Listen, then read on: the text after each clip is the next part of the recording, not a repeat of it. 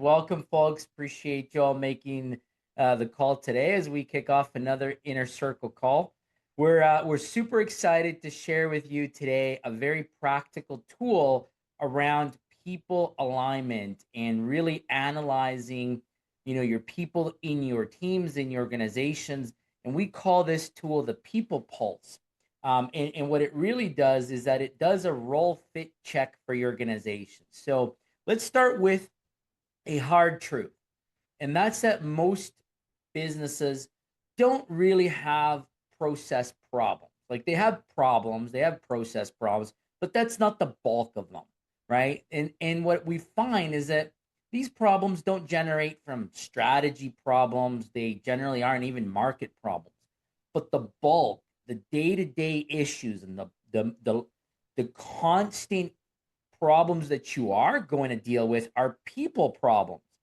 And those stem from their people in the wrong seat type problems. I'm sure you've heard the saying, right people, right seat, wrong people, wrong seat. And we're going to dive into this because not everybody is a bad person. Not everybody's a bad alignment. Not everybody's lazy. Not everybody's unmotivated. What we have found is that they're just misaligned roles. They're unclear expectations, and they're just unclear on accountability.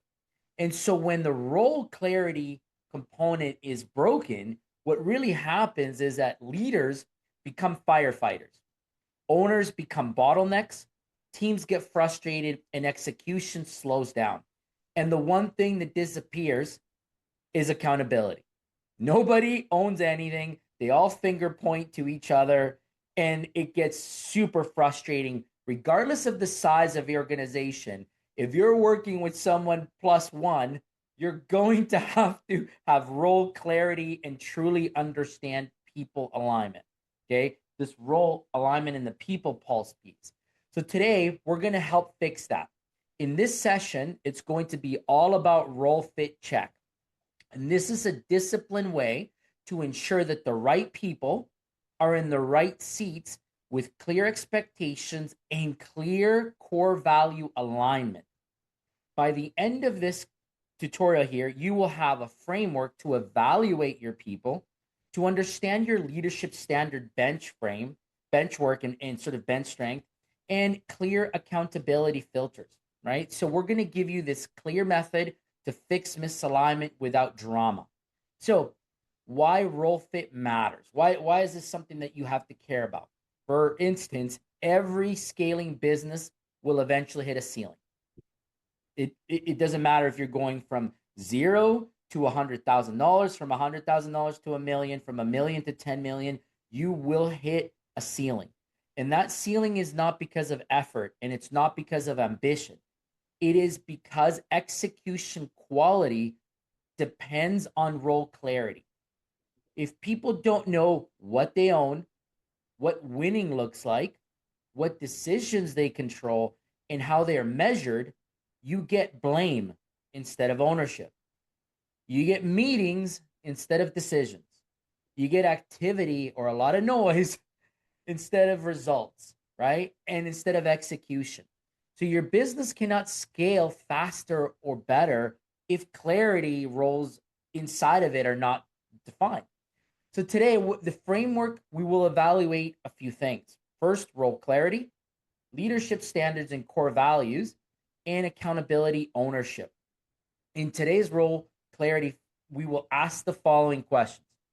Does this person know exactly what they own? Can they explain their role without guessing it? Do they understand what success looks like? Are they a core value fit? And do they knock it out of the park? Right? In this format, we're going to take the guessing out and we're going to provide clarity. We're going to have defined outcomes with a measurable expectations. And what's important is boundaries, right? So that is going to be something super important for us to understand is what are the thresholds? What are the benchmarks that we're willing to tolerate? Like we've always talked about, right? Remember, whatever you tolerate becomes the new benchmark. And so we're going to talk through that today. Now, what the role fit isn't, just so that everybody's clear, it's not a skill assessment. Okay. This isn't going to tell you if the person can do the welding job or the installation job or those type of things. That's not what this is. This is an assessment around behavior, discipline, core value alignment, and which ultimately leads to leadership maturity. Okay. We assess ownership, mindset, we assess decision making, we assess core value alignment, and again, and follow through and execution. Okay. We ask the questions: do they know it? Do they own it? And do they deliver? Right? Those are going to be the key questions we ask as we go through this. So, we want to understand if a person may be capable, but are they truly ready for leadership in your teams, right? This is something super important because that is how we define their accountability ownership. And so you might be thinking, all right, well, what does ownership mean? Are they taking the business? Are they going to be shareholders? No, that's not what we're talking about here. We're talking about, do they explain results? Meaning, do they understand their expectations? Do they own their outcomes? Do they have to be told to do something, or are they actively achieving on their own? They don't need to defend performance because it is generally done as expected, and they're constantly improving. So here's a test question for you to ask your leadership folks or anybody within your team that you want to sort of put through this test. If a KPI fails, do they feel responsible? If accountability is unclear, the execution behind that KPI will collapse. All right. So I think that's an important question that we want to ask ourselves first off. Now, we're going to get into some of the role fit zones. And I want to teach these zones because they're broken down into 3 categories. Zone 1 is going to be the right person, right seat. You're going to know that this person you want to keep, you want to develop, you absolutely want to empower, and you want to expand responsibility. That's zone 1. If you have the majority of your team in zone 1, you're doing fantastic. But chances are they're not all going to be there, and that's okay. Not every business has that, and it's constantly shifting. Most people will, you'll see as you start to do this exercise, you're going to have right person, wrong seat. Skills mismatch, pace maybe mismatches, and scope may mismatch. So in this scenario, you will need to reassign or redesign the role if it's the role that's unclear. But in some cases, what happens here, and please do not make the mistake, as we will teach you more on the tutorial that'll be uploaded into the community, but do not make the mistake of making the person fit the role, fit that designed role. You make the design role, right? That's what you want first, and then you go find the person. Do not make the role for the person. You find the person who has the skills, who matches what you're looking for, who has the knowledge, and they go into that role. You don't do it backwards. You don't do it the other way. I've seen it so many times where businesses have kept people around because they're great. They've been here for a long time. And so we're going to create a role for them. We know that they're weak at this, but so we won't let them do that. We're going to let somebody else handle that task, but we're going to keep them under this heading. Don't make that mistake. That is wrong person, wrong seat, right? Or right person, wrong seat. It creates that challenge for your organization and your folks. The third zone is clearly wrong person, wrong seat. They don't have the right value match. They don't understand accountability. Their behavior certainly is a mismatch. And this one will require a hard decision from you, the owner, you, the business unit leader.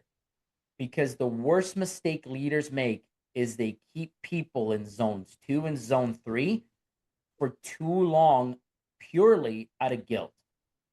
Right now, Just show of hands, because I know some of you are driving, but who's done that? And I think, like, I know I've been guilty of it. I've certainly have, early in my career. And I can tell you an example of a company where I worked with, where a long tenured operations leader was struggling. Revenue was strong. The leader was a loyal guy, like super nice guy. I couldn't have met a nicer guy. Like, people liked him, but man, the execution was horrible. The deadlines were constantly missed. The standards were inconsistent. There was no accountability. But instead of firing this person, he was the branch manager, And so it didn't make sense. So when we discovered why we were failing, we completed this role fit check, and unfortunately the individual just didn't make the cut. But it was the healthiest thing for the organization, for the business, and ultimately for him. He actually came back to me later, and after he was moved on to do other things, he found his true passion and went on to do that, and was grateful that it happened. So sometimes we think we're doing the right things for people by keeping them around, and it turns out to be not so good for anybody. So have the tough conversation. Those clear conversations are sometimes so relieving. So from my experience, I can tell you, do not make that mistake. All right. So what do we discover? We moved on from the role alignment. We see that the performance improved after we let him go. The morale improved in the business almost instantly, because it was like all this weight was released from the business because people felt restricted. Now they rose up. The accountability improved, and the business overall was ready to scale. So the lesson here is, don't judge people, judge fit. Okay, that's something that's super important, is do not get caught up on this as a nice guy. So we're going to teach you today, how do we do this? And I'm going to just step over to my other camera. So give me a minute here as I switch over. If you guys can see me over here. Can you see me here? Yep, perfect. Look good. Yep. Awesome.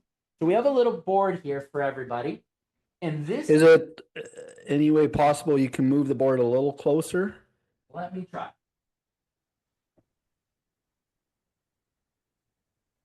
Can everybody see it better?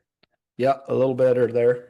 Okay, here's how we're going to show you all. And this, by the way, will be part of a worksheet that will be uploaded to the tutorial series by Friday. So by tomorrow, it'll be uploaded. And so everybody in the Inner Circle community will have access to the worksheet that will have this as well. Okay, so the tool is called the People Pulse. And the way that we start with is we name the individuals that we want to role fit check. So I have Bob, Lisa, Tom here as an example. Okay, and on the top line, we list our core values. We put, in our case, we lift people up, we experience matters, positive under pressure, clarity over chaos. Those are core values for us in this company, in this fake company that we have listed here. Of course, you should have yours, and if you don't have your core values or how to have core values, you got to put it onto our chat. We're going to have a tutorial on that too, and we're going to teach you how to select, create, and have meaningful core values for your business.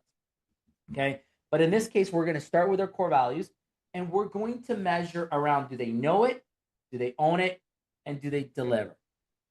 Those are our standards for when we're doing a role fit check. Now, for core values, we start off with understanding the bar. What is the bar? A bar is measured by a plus minus, or simply a minus on the core value, meaning that a plus, they live in that core value most of the time, a plus minus sometimes, and a minus they never do. Okay, and so we start first by setting the bar, understanding what is it that you will not negotiate with.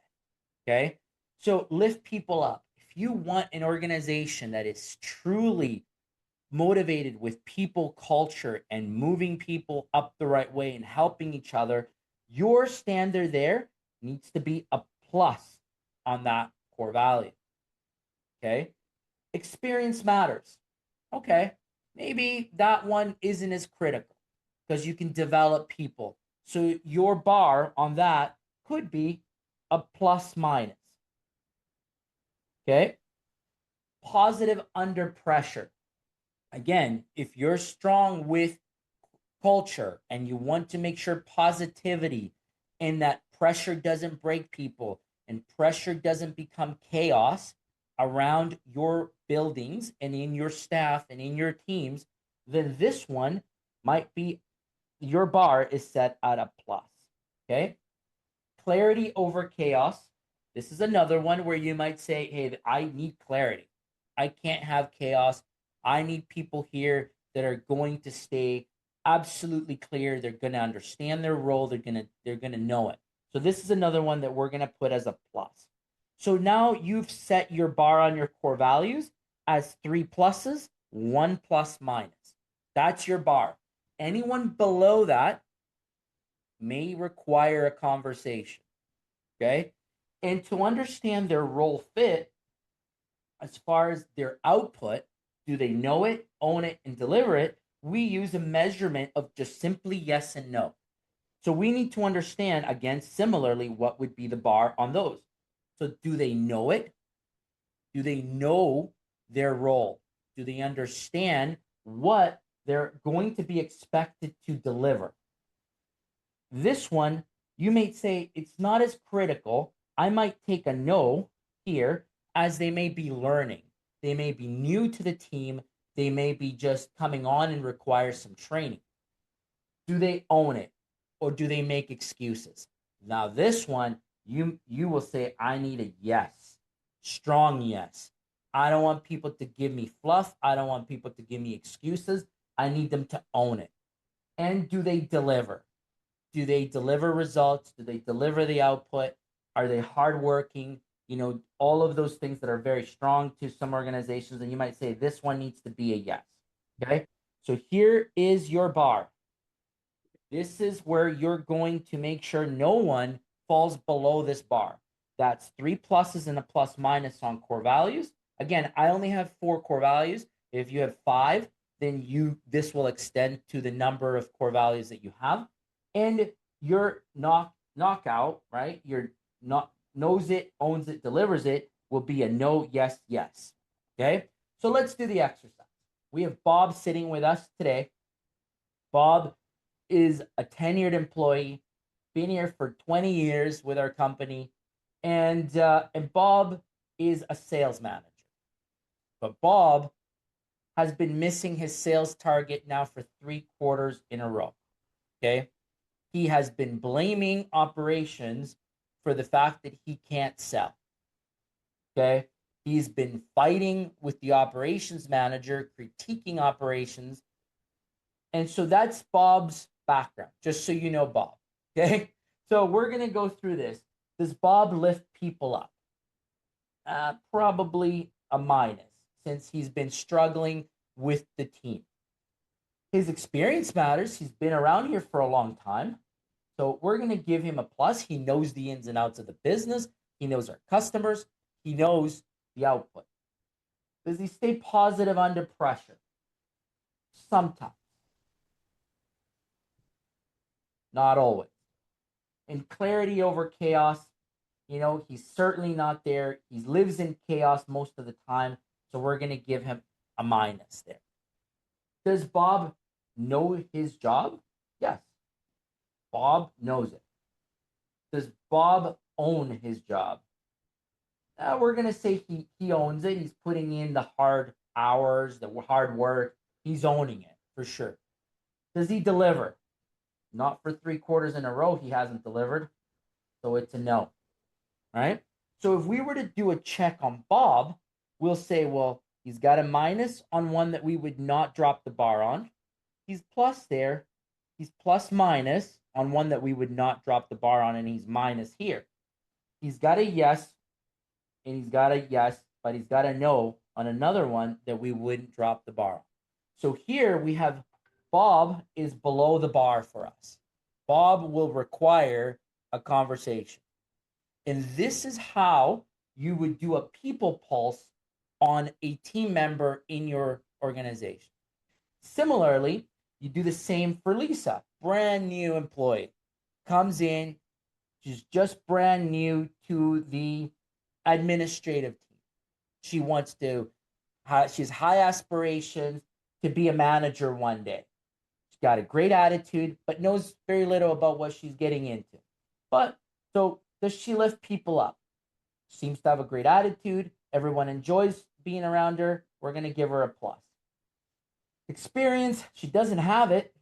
Not today. She's brand new to our team. She's struggling to learn, but she's good attitude. She's positive under pressure. But for now, she's looking pretty good in that sort of scenario where she stays positive. Clarity over chaos is still unknown.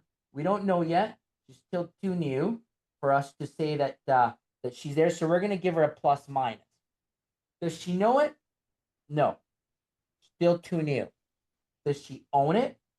Yes, she's putting in the hard work, long hours, putting in her time to learn. She's spending time with her mentor and doing all the right things. Does she deliver so far? Yes. From what's expected of her in her 3 months in, she's been working hard. She's been delivering the output that we've asked of her. So as we look and we measure her, we have 1 plus that matches, that one doesn't, and this one doesn't. We have a no and a yes, yes. All those match, so those are good. This is someone that we might go back to Lisa and not have as tough a conversation as we would with Bob, but we may just need to reset and align on goals and make sure that her experience in her learning curve gets to our expectations. We challenge on the learning expectations here and the output that will be required once she gets there. And that will tie back into clarity over chaos. So you see how you leverage the score to the core value to be able to have these conversations with your team. Okay. So this is the format and this is the tool that we use at OBS. Willie and I have been using this for many, many years. We can tell you this framework works because it takes the feelings out. This is purely what you see with people in their output. You understand through data because you have a scorecard in your business that we've taught you to implement, right? You understand your core values, and through the scorecards, outputs, you're going to know if they're doing these things. And here's where they have the cultural and core value alignment fit for your company. So this tool covers all those aspects of it. Okay. So I'm just going to come back over to this other camera for us. Make sure everybody can see me here. Okay, perfect. So as we talked, this is where most leaders avoid action. Once they get this, once they have it, they just don't do anything with it. They do this stuff and they'll sit there and they'll ponder and they'll say, yeah, we're going to have a quarterly review. They sit with the person and they ask them, how are things going? How are you feeling? And they avoid having those conversations. So I'm going to give you 5 steps on how you can act and how you can correct this approach. Step 1, be honest. Tell them this role requires this level of execution that isn't happening. Be open, honest, transparent about it. Step 2, separate the person from the role. This doesn't mean that you don't value that this is a human in front of you. Don't take it that way. It simply means that you're talking about the role. The seat may not be right for you, right? This is something that we're noticing where you're struggling with this. Offer options, a development plan, potentially a role change, or a performance improvement timeline. Those are critical when having these conversations. And step 4, set a deadline. If you say you're going to meet and review in 30 days, in 60 days, in 90 days, do it. Do not set a deadline just for the sake of setting one and don't follow through. That will make it look like you don't know what you're doing as a leader. So don't set a fake deadline. If you put one down, step 5, act on it. Okay? Dragging it out hurts everyone, as I told you on that experience, because one wrong seat leader will definitely slow down your execution, will kill your accountability, will drain your top performers, will cost you millions. Trust me, and you'll hear Willie's story in a minute, but it will cost you millions in lost revenue, in lost profitability, and lost momentum. Right? So as we close, a business here doesn't fail fast. It erodes slowly through misalignment in these roles and through the people that you bring in. Right? So it's important that you must act. And while doing so, that you ask the following questions this week. Ask yourself and write these down. Are the roles clear for my people? Do they know their roles? Is the leadership standard in my organization strong? Do I have clear core values? Okay, ask those 3 questions. Don't wait for the performance in your team to collapse. Fix your alignment before your growth exposes the weaknesses. And remember, you don't scale with hope, you scale with clarity. You don't grow with motivation, you grow with standards, and you don't win with excuses. You win with ownership, right? So that's what we have today. We're excited to hear your questions and your thoughts around this, but I'll go to you first, Willie. Maybe share your experience with the tool and how you've used it and you've applied it to the businesses that you've owned and worked with. For sure. Thanks for that, Hector. And I don't know if you can pull your board over any closer that we could still see it, or if not, that's fine. Yeah, I could actually go back to this camera for everybody here. Okay, I was just gonna point out, I used to run the business or tried to run a business just on the last 3 things. Basically, getting people in with experience that knew it and that could own the role. And Hector, I was going to ask you and deliver it. And I feel like most business owners are just focused on that. And if Yeah. we do that, the mistake or the what happens is if you're not taking the other things serious based on the core values, you create a very toxic culture. And Yeah. so Hector, can you explain how how important is the core value piece to this? Yeah, absolutely. Like the core value, if you were to put it simply on a rule basis, this is 80%. Sorry, I'm a little crooked here, guys, but like this is like 80% of your business. And this is really like 20% of your business. And You have that's to focus that on this. And that's exactly what I was going to point out. Most business owners and businesses that I come in to help, like they're always talking about, man, I got a person working so hard, he knows the role, everything else, but then we do the core value check and they're so out of alignment. They're doing more damage to the team than bringing good to the company, but then the business owner a lot of times thinks, but how can I do this without this person in my team because he has all this knowledge in his head. But in the long run, it's come going to come apart. And that's where I teach where you have to start taking the core value piece more important is more important than this the know it, own it, and deliver it actually. So and that was my problem. When I look back in my trucking business and we got to 70 employees plus, I was still just running the business on, I was trying to hire the best person that knew how to do the job, but I was never worried or looking at was he actually aligned with the culture that I wanted to build in the business.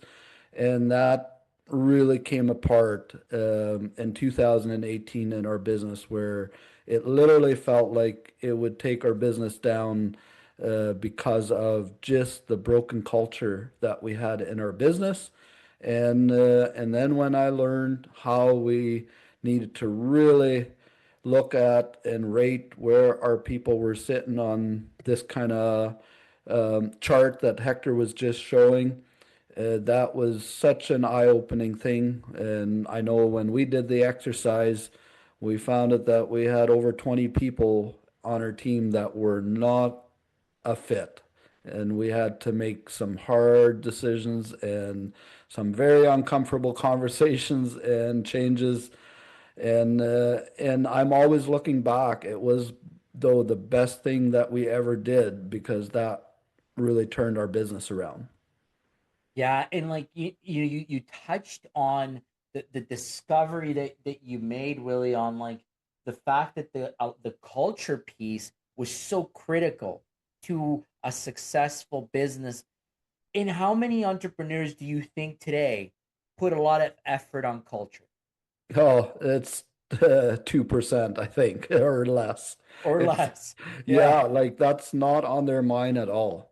And I used to not understand it until people showed me this, what you're going over, to realize how important it actually is.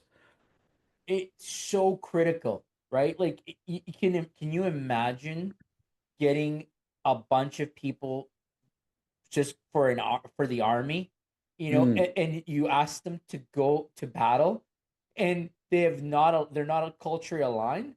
There's no yeah, way they're going to deliver the mission. They have to be inspired and aligned through core value alignment. They have to be. And so when you think of your business requires that work connection, that culture to be aligned, because you're going to put them through some really crappy days. And you're going to have a lot of good wins, but more likely you're going to have more crappy days. And that's just the reality of it. That's how business is. It's a roller coaster ride. And so if your people are not aligned with that core value and the culture, they're going to break. And what tends to happen is that break becomes toxic and it becomes disruptive, and you lose good people. And those good, you may not lose them to where they leave, they just stop caring, and they're just yeah. not delivering anymore. And so that's the first pain that you're going to see, is the output will drop. And you touched on something there that stood out to me where you said that will drop, but if you do this, what my experience was, all of a sudden you had team. We went through this whole exercise in our company. One thing I would point out also is when you do sit down with each employee and do this exercise and point out where we need to see some improvement, it doesn't always say you got the wrong person on the team right away. You have to see if they're willing to change first before you just think you got the wrong person here. Do the exercise with them and see if they're willing to come up to the standards that you want them to be, right?